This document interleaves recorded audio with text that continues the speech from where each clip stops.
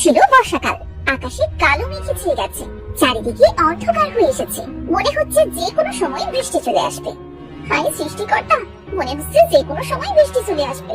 তাড়াতাড়ি গিয়ে উঠোন থেকে কাপড়গুলো নিয়ে আসি। মালতী দৌড়ে বাইরে গেল কাপড়গুলো তুলতে। কাপড় তুলতে তুলতে অমনি হুড়মুড়িয়ে বৃষ্টি চলে এলো।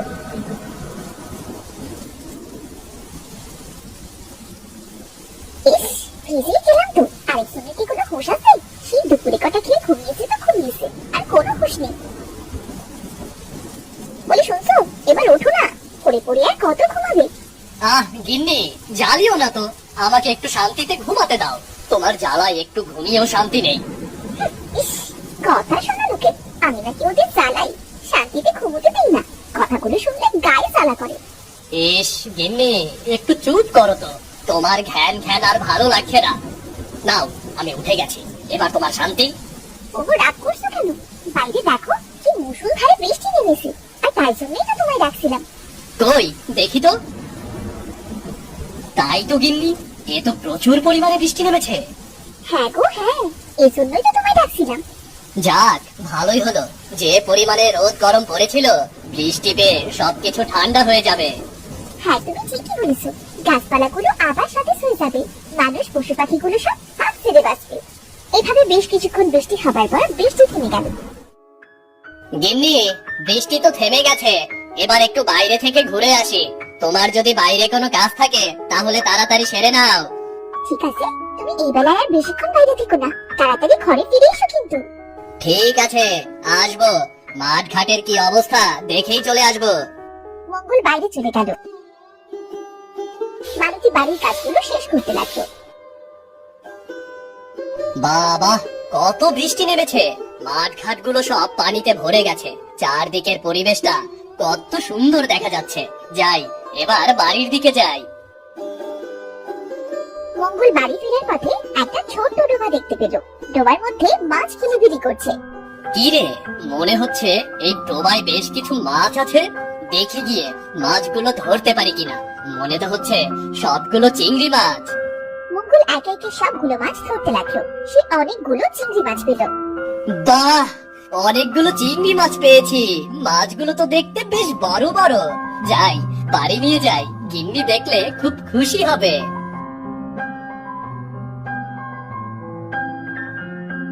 মঙ্গল রাস্তা দিয়ে হাঁটছিল, তখন সাবু নামের এক লোকের সাথে দেখা হলো। মঙ্গল দাদা, তাই চিংড়ি গুলো কত দিয়ে কিনলে গো? বেশ বড় চিংড়ি মনে হচ্ছে।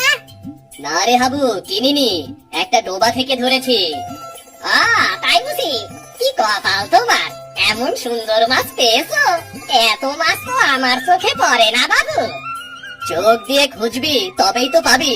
আচ্ছা ঠিক আছে হাবু, আমি তাহলে বাড়িতে যাই, কেমন? গিন্নি, ও গিন্নি, কোথায় গেলে? তাড়াতাড়ি এদিকে এসো, দেখো কি নিয়ে এসেছি।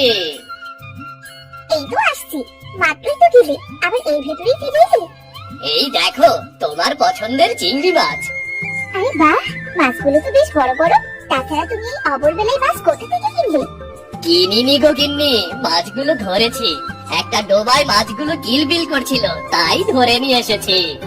তা বেশ তো, তুমি হাত মুখ ধুয়ে নাও, আমি মাছগুলো কুটে ধুয়ে আনি, তারপর রান্না করব। মালতী মাছ কুটে ধুয়ে রান্না করার জন্য রান্নাঘরে এলো। ও গিন্নি,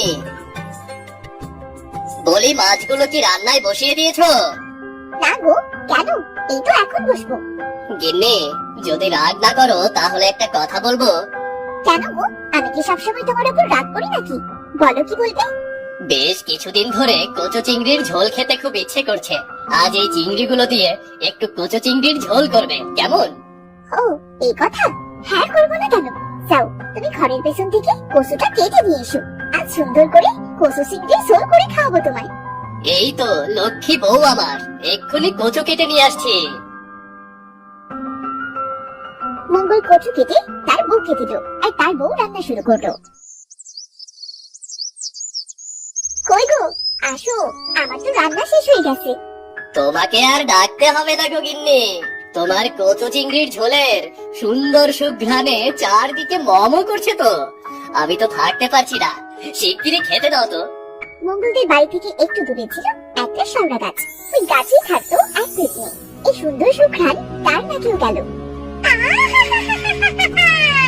কি সুন্দর ঘ্রাণ বেরোচ্ছে, মনে হচ্ছে চিংড়ি মাছের তরকারি রান্না করেছে। যাই তো গিয়ে দেখি কার বাড়ি থেকে আসছে এই সুঘ্রাণ। পেতনিটি ঘ্রাণে ঘ্রাণে মঙ্গলের বাড়ি এসে পৌঁছল। আমি তোমায় ভাত বেড়ে দিই। তোরা কি রান্না করেছিস? যার ঘ্রাণে আমি থাকতেই পারলাম না। চারিদিকে ঘ্রাণে যে মোমো করছে। ওগো, বাইরে মনে হচ্ছে কেউ কথা বলছে, দেখো তো কে। আমাকে কটা ভাত দে। তোর চিংড়ি মাছের তরকারি সুঘ্রাণে আমি আর করতে পারছি না, আমায় খেতে দে। কে কে কথা বলে? কে ওখানে? আমি পেতনি, শীঘ্রই আমায় খেতে দে, না হয় তোদের ঘাড় মটকাবো, মাথা চিবিয়ে খাবো, মাংস গিলে খাবো। ওরে বাবা রে বাবা, পেতনি পেতনি, গিন্নি, ও গিন্নি, আমাকে বাঁচাও, পেতনি আমাকে মেরে ফেলবে, আমাকে মেরে ফেললো গো, আমি আর বাঁচবো না গো গিন্নি, গিন্নি গো। কেন আমাদের ঘাড় মটকাবে? আমরা তো তার কোনো ক্ষতি করিনি। বিনা দোষে তুমি আমাদের ঘাড় মটকাবে কেন? আর তুমি এত ভয় পাচ্ছ কেন? হ্যাঁ, আমায় খেতে দে, আমার খুব খিদে পেয়েছে, খাবার না দিলে তোদের ঘাড় মটকে খাবো। চিংড়ি খেতে আমার খুব ভালো লাগে। চিংড়ি খেতে ভালো লাগে সে না হয় বুঝলাম, আমাদের বাড়ি এসেছো, বসো বাপু, একটু গল্প করি, তারপর না হয় খেতে দেবো। তা না তুমি খালি বলছো ঘাড় মটকে দেবে। গিন্নি, তোমার মাথা কি ঠিক আছে? তুমি পেতনিকে বসতে বলছো কেন? নিজের বিপদ নিজেই ডেকে আনছো। চুপ করো তো, তুমি না পুরুষ মানুষ, এত ভয় পাচ্ছ কেন? হ্যাঁ, চুপ করে থাকো আর দেখো আমি কি করি। হ্যাঁ, কথাটা তো তুই মন্দ বলিসনি। আচ্ছা নে, আমি এখানে বসি আর তুই আমার জন্য খাবার নিয়ে আয়। খেতে খেতে তোদের সাথে বসে গল্প করবো খন। আচ্ছা পেতনি দিদি, তুমি এখানে বসো, আমি তোমার জন্য খাবার নিয়ে আসছি। গিন্নি, বলে কি পেতনি তোমার কোন কালের দিদি? তুমি দেশে আর মানুষ পেলে না, পেতনিকেই তোমার দিদি বানাতে হচ্ছে। তোমাকে না চুপ থাকতে বলেছি, তুমি এখানে বসে থাকো, আমি তোমার খাবার নিয়ে আসি। আগে খাবারটা দিয়ে পেতনি দিদির মাথা ঠান্ডা করতে হবে।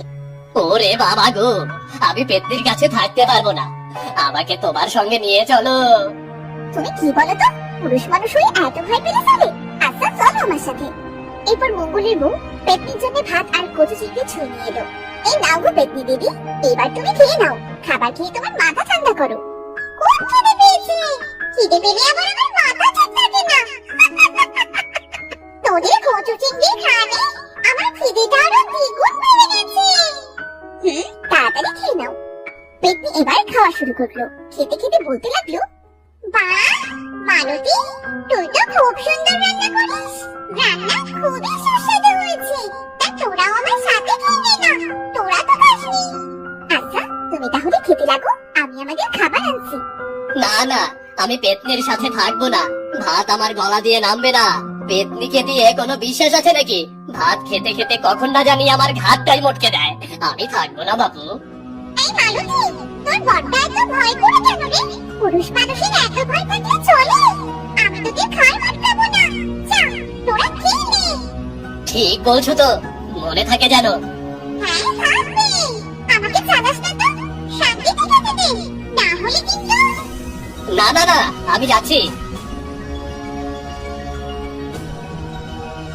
এরপর তারা সবাই একসাথে খাবার শেষ করলো। পেট ওর দুটোই হয়ে গেছে।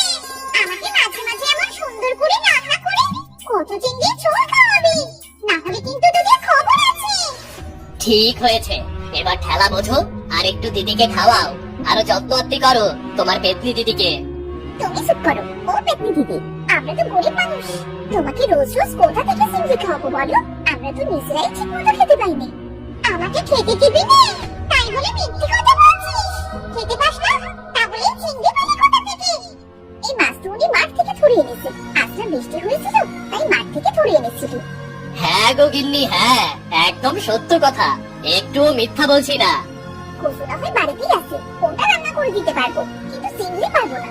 সেটা তো বুঝলাম, কিন্তু কি করা যায়?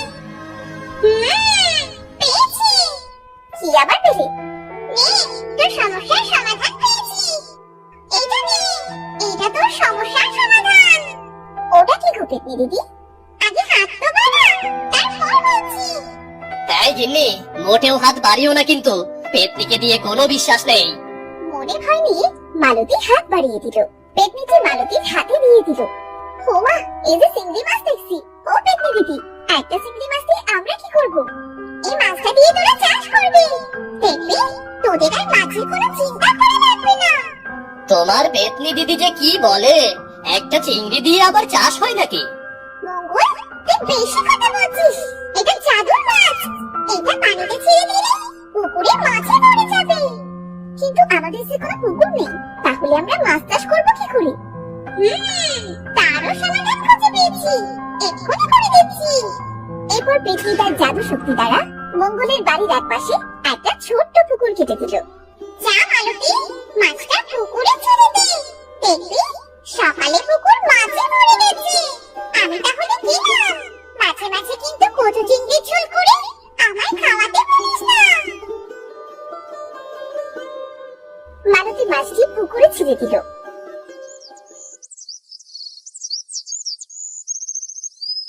পরদিন সকালে, ওগো ওগো দেখো না, সারা পুকুর যে মাছে ভরে গেছে। পেতনিকে দিদি বানিয়ে কি কোনো ভুল করেছি বলো? না গো, তুমি কোনো ভুল করনি। পেতনিকে দিদি বানিয়ে খুব ভালো করেছো। মাঝে মাঝে কচু চিংড়ির ঝোল করে তোমার পেতনি দিদিকে ডেকো, কেমন? এরপর থেকে মালতী প্রায় কচু চিংড়ির ঝোল করে পেতনিকে খেতে ডাকতো। পেতনিও খুব তৃপ্তি নিয়ে কচু চিংড়ির ঝোল খেত আর মালতীর হাতে রান্নার খুব প্রশংসা করতো।